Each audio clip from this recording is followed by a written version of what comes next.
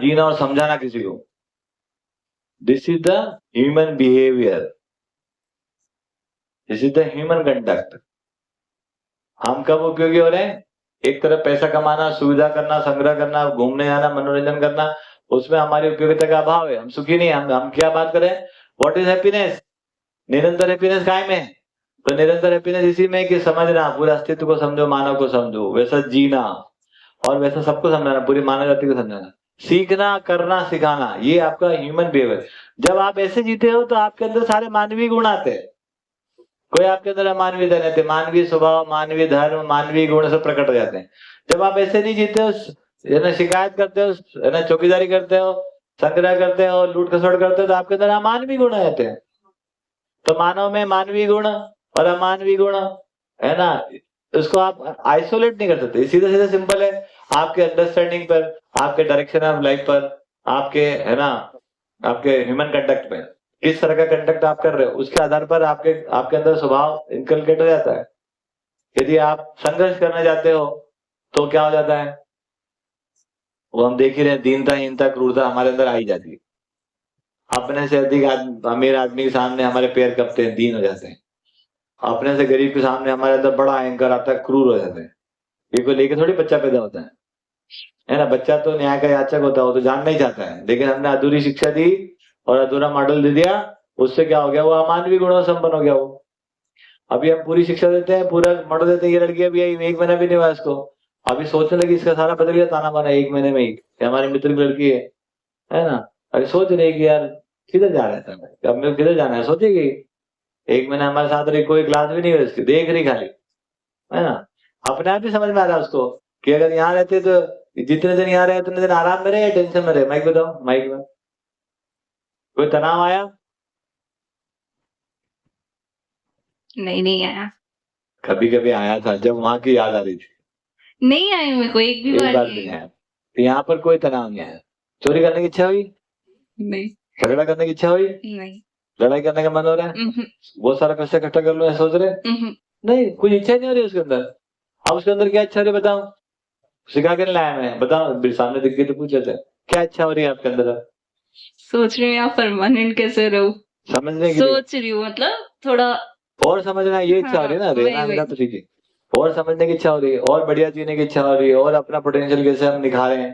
Engineering college में admission करके बैठी है, पापा जी ने एडमिशन करा दिया, पैसे जमा करा दिए, अब सोच रही क्या करना उसका।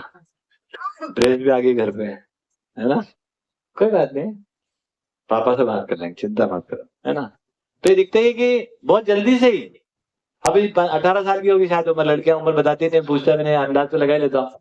हो जाऊंगी 3 महीने। हाँ, अब 18 साल में जो इनको बताया गया उसमें तो कंपटीशन, संघर्ष, ये वो। हालांकि इनके पिताजी, उनकी शादी नहीं हुई जब से मेरे शिविर करके बैठे है ना, तब से वो भी सोच ही रहे हैं। तो उन्होंने भी अच्छे संस्कार दिए होंगे, तो वो भी काम कर रहे हैं। लेकिन दुनिया के देख के तो ये लग रहा है कि क्या होगा, कौन शादी करेगा, पैसे नहीं होंगे, डिग्री नहीं होंगे, घर कैसे चलेगा, यही चलता रहता है ना। अभी उससे वो बाहर आने में 1 महीने में सोचने को तैयार हो जाते हैं कि यार तो बहुत बढ़िया मॉडल है, इसमें कमी किस बात की है।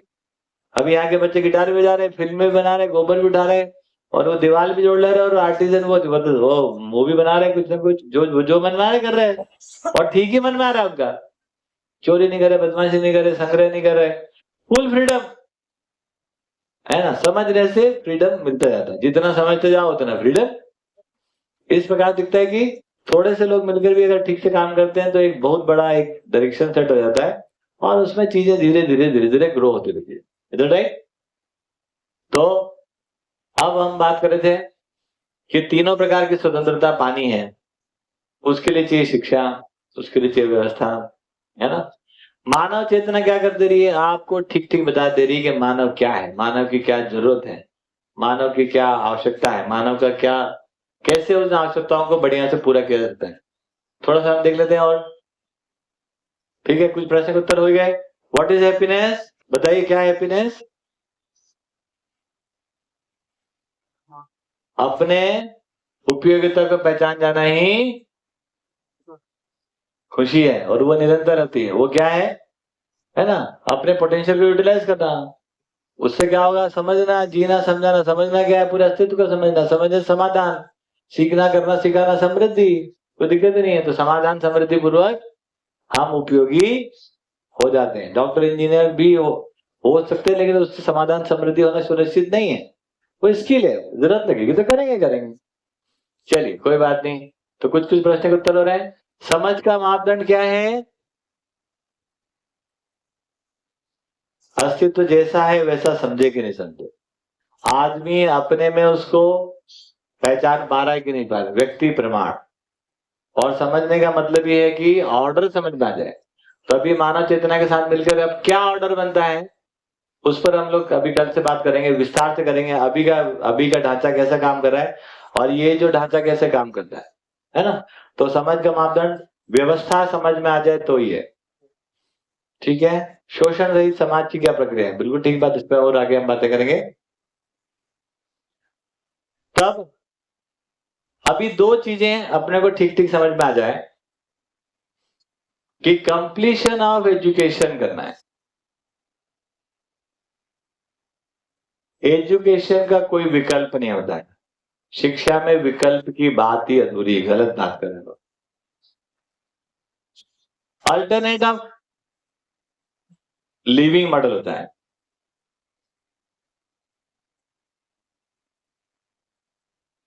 शिक्षा की पूर्णता और अव्यवस्था का विकल्प पूर्वक जीने से, तो उसको मानसिक स्वतंत्र हो गया, तो गुलामी से मुक्त, मेंटल फ्रीडम। कोई प्रश्न उसको परेशान ही नहीं करे, सभी प्रश्न के उत्तर हो गए। मानसिक स्वतंत्र का मतलब जब तक प्रश्न है मानसिक रूप से स्वतंत्र नहीं है, या उत्तर आपने रट लिए हैं किताबों से आए खाली, तो वो स्वतंत्रता नहीं है, वो गुलामी है। अब किताब के गुलाम हो गया। आप कॉलेज में से पढ़ के आते हो, डिग्री को वही नदी में फेंके आना, किताब एक साथ में मत लेके आना। आपके पैर कपेंगे कि मैं इंजीनियर बना भी हूं कि नहीं बना, डॉक्टर हूं भी कि नहीं हूं। व्यक्ति प्रमाण डॉक्यूमेंट वो लोग मांगते इसीलिए क्योंकि आपको कुछ आता नहीं है, इसलिए वो मांगते हैं। जब आपको आने लगता कोई नहीं मांगता, कोई मांग ही नहीं सकता। जिस आदमी की योग्यता उसे डॉक्यूमेंट कौन मांगे। मेरे को लोग बोलते हैं कि आप अपने विद्यालय यहाँ चला ही रहे हो, आप तो सीबीएसई के एफिलिएशन क्यों नहीं ले लेते, आईसीएसई क्यों नहीं ले लेते। मैंने कहा उनकी ताकत ही नहीं हमको एफिलिएट कर, उनकी योग्यता ही नहीं है। They are not eligible to endorse Manav Chetna education system, they are not eligible. वो एलिजिबल ही नहीं है। सीबीएसई आईसीएसई अयोग्य है मानव चेतना की शिक्षा को इंडोर्स करने के लिए। ना तो हमको जरूरत है उसकी, ना वो योग्य है। उसका प्रमाण क्या है, उनको हम पढ़ाते हैं सीबीएसई आईसीएसई आईआईटी वालों को कि शिक्षा क्या होनी चाहिए, हम उनको पढ़ाते हैं। हमको क्या एंडोर्स करेंगे वो, किस बात का एंडोर्स करेंगे, वो नौकर बनाते हो, उनकी समझ में आएगा ये।